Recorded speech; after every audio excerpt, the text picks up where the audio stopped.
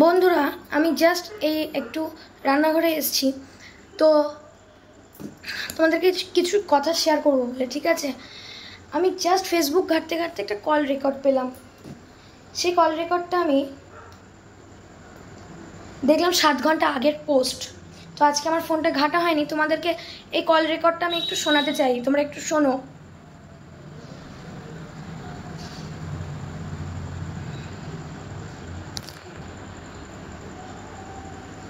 বন্ধুরা, আমি সোমা বলছি, সোমা মুখার্জি। এত কষ্ট হচ্ছে ভিতরে যে হসপিটালে বসে থাকতে পারছি না। আমাদের সব ডাক্তাররা সবাই খুব ডিস্টার্বড। আজকে তো ওপিডি বন্ধ রাখা হয়েছে। তোরা জানিস সমস্ত ঘটনা শুনলাম, যা মানে সত্যিকারের ঘটনা, যেটা আরজি করের ভিতরের যে ডাক্তার তারা তাদের বন্ধু বান্ধব মারফত এটা ছড়িয়ে মানে এসছে আমাদের কাছে। অ্যাকচুয়ালি যেটা ঘটেছে সেটা হচ্ছে, আমি শুনে তো মানে বিশ্বাস করতে নিজেকে কেমন লাগছে রে। প্রত্যেকটা আমাদের ওয়েস্ট বেঙ্গলের প্রত্যেকটা মেডিকেল কলেজে, বিশেষ করে কলকাতার সরকারি মেডিকেল কলেজগুলোর প্রিন্সিপালরা, ডিপার্টমেন্টাল হেডরা, প্রিন্সিপালরা বিশেষ করে, তারা পাশ করানোর জন্য স্টুডেন্টদের কাছে রীতিমতো টাকা নেয়। যেসব স্টুডেন্টরা, ইন্টার্নরা, পিজিটিরা যারা ভালো করে ক্লাস করে না বা থিসিস তারা জমা দেবে, পিজিতে তো থিসিস জমা দিতে হয়, তো যারা MBBS final year final pass করবে না সাপ্লি পাইয়ে দেবে, ইন্টার্নের কমপ্লিশন দেবে না, ইন্টার্ন হওয়ার পর কমপ্লিশন না দিলে তারা রেজিস্ট্রেশন নাম্বার পাবে না, এই পয়সা নেয়। সমস্ত জায়গাতেই এটা আছে। এর মধ্যে সব থেকে নিকৃষ্টের থেকেও নিকৃষ্টতম হচ্ছে সন্দীপ ঘোষ প্রিন্সিপাল, যে তোর আমাদের কি বলে আরজি কর মেডিকেল কলেজে। সেখানে ভাব যে ওনার একটা বিশাল নেক্সাস ছিল, যাতে উনি বেশ কিছু ইন্টার্ন, হাউস স্টাফ এদেরকে দিয়ে ওই নেক্সাসটা চালাতেন। তারা ওখানে একটা সেক্স র্যাকেট চালাতো, তারা একটা ড্রাগ র্যাকেট চালাতো। ড্রাগ র্যাকেট মানে ওই যে ওটাতে বলেছে না, ড্রাগ মানে শুধু ওই হেরোইন আর ব্রাউন সুগারের ড্রাগ খাওয়া বা মদ খাওয়া নয়।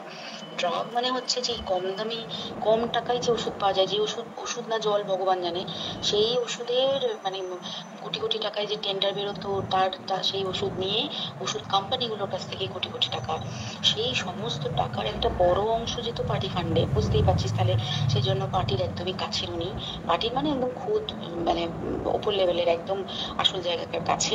তো এবার উনি এই যে নেক্সাসটা চালাতেন, তাতে রীতিমতো কোন ইন্টার্নকে উনি পাশ করাবেন, কোন পিজিটিকে উনি থিসিস কমপ্লিট করাবেন, সেগুলো সব ভয় দেখিয়ে টাকা নিতেন। আর তার হয়ে কাজ করতো ওই ইন্টার্ন হাউস স্টাফের একটা পুরো বড় নেক্সাস। এবার এই মেয়েটির যে পিজিটি, মেয়েটি অত্যন্ত ভালো, সে তার থিসিসটা কমপ্লিট করাবে না বলে হুমকি দিচ্ছিল। সে এটা জানতে পেরে গিয়ে বলেছিল যে আমি এরকম কোনোভাবেই মেনে নেব না, আমি এর বিরুদ্ধে আমি যাবো এবং আমি এর বিরুদ্ধে সব ফাঁস করে দেবো। তখন তাকে রীতিমতো ধমক দেওয়া হচ্ছিল। এটা চলছিল লাস্ট 6 মান্থস ধরে, 6 মাস ধরে তাকে হুমকি দেওয়া, তার প্রতি মানে বেশি বেশি প্রথমের দিকে কি করছিল, অত্যাচার করছিল। মানে কিরকম, বেশি বেশি করে নাইট ডিউটি দিচ্ছে, অ্যাটেস্টেজ 36 আওয়ার্স ডিউটি, বেশি বেশি করে নাইট, বেশি বেশি করে খাটানো। এবং এগুলো সব জানে ডিপার্টমেন্টাল হেড, চেস্টের যে ডিপার্টমেন্টাল হেড সেও জানে, সিনিয়র পিজিটিরা সবাই জানে। প্রিন্সিপালের নির্দেশেই হচ্ছে এবং ওনার নেক্সাসের ছেলে মেয়েরাই কাজ করছে। তারা 6 মাস ধরে এটা করেছে। করার পরেও যখন ওকে আটকাতে পারেনি, তখন কি করেছে, ওই দিনকে ওরা ঠিক করেছে, যে দিনটাতে এই ঘটনাটা ঘটেছে সেদিন কতখানি প্ল্যান্ড এবং গট আপ গেম দেয়। সেই দিন ওই ঘরে, ওই সেমিনার রুমে প্রত্যেক দিনই 4 তলার আরো অনেকেই যারা সিনিয়র পিজিটি বা জুনিয়র পিজিটি, তারা কিন্তু বিশ্রাম নিতে যেত। সেদিনকে ও একা, ওকে বলেছে তুমি ঘুমিয়ে পড়ো, ওকে একা রেখে এসেছে। বাকিরা কাউকে যেতে দেয়নি, বলেছে ওই ঘরে আজকে ঘটনা ঘটছে, মানে কাজ হচ্ছে, ওই ঘরে কেউ যাবে না।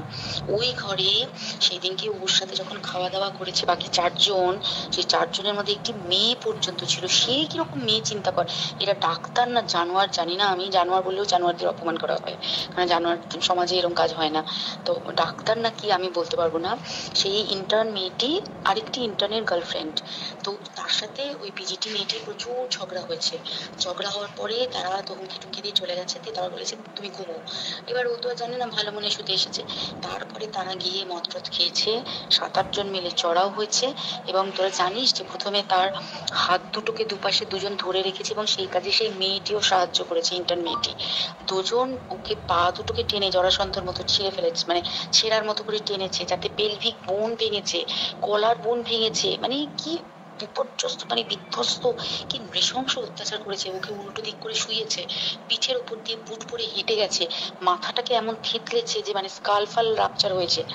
এই সমস্ত করার পরে শ্বাসরোধ করে তাকে মেরেছে। মেরে তারপরে আরো যেটা আরো ভয়ঙ্কর, যে একটা মৃত মানুষকে মিনিমাম ডিগনিটি দিতে জানে না, তারা নিচে এসে দেখেছে ওই সঞ্জয় তখন বসে মদ খাচ্ছিল অন্য আর গ্রুপ ডিস্টার্বদের সাথে। সঞ্জয় ছেলেটা যে পার কাটা সঞ্জয় বলতো ওরা, ওকে বলে ফল গাই, মানে ওর একটু ওইসব আলুর দোষ আছে, ও যত্রতত্র যখন তখন প্রস্টিটিউট এলাকায় যায়। এবার দেখেছে যে একে দিয়ে যদি একটা রেপ করিয়ে দিতে পারি তাহলে ঘটনার মোড়টা অন্যদিকে ঘুরে যাবে। এইবার ওকে বলেছে যা সেমিনার রুমে তোর জন্য রেখে এসছি, যা তুই এবার গিয়ে কাজ করে দিয়ে আয়। ও এসে ওই ডেড বডিকে রেপ করেছে যাতে তার ভ্যাজাইনাতে সিমেন্ট পাওয়া যায়।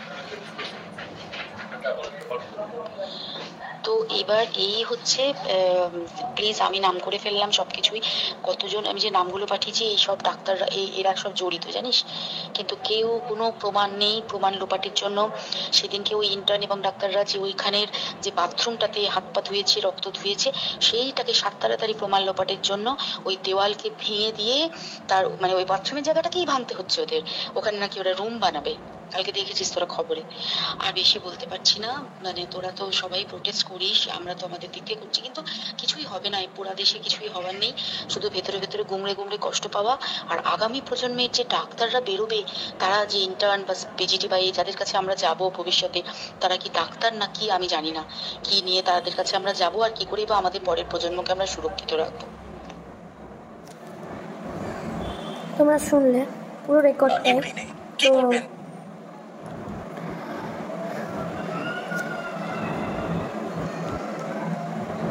সত্যি দুদিন পর এই পুরো ঘটনাটাই ধামাচাপা পড়ে যাবে। দিনের পর দিন এখানে ওখানে যা হচ্ছে সেটা চলতেই থাকবে,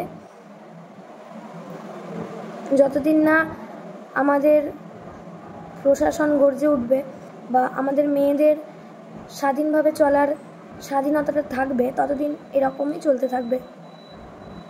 আর কিছু বেশি বলতে চাই না, তবে সত্যি মেয়েদেরকে গর্জে উঠতে হবে এবং রীতিমতো প্রতিবাদ করতে হবে। তবে আবার এইসব প্রতিবাদ করতে গিয়ে এই অবস্থা হলো, আরজি করের ঘটনা প্রমাণ সাপেক্ষ। চলো, আর কিছু বলার নেই।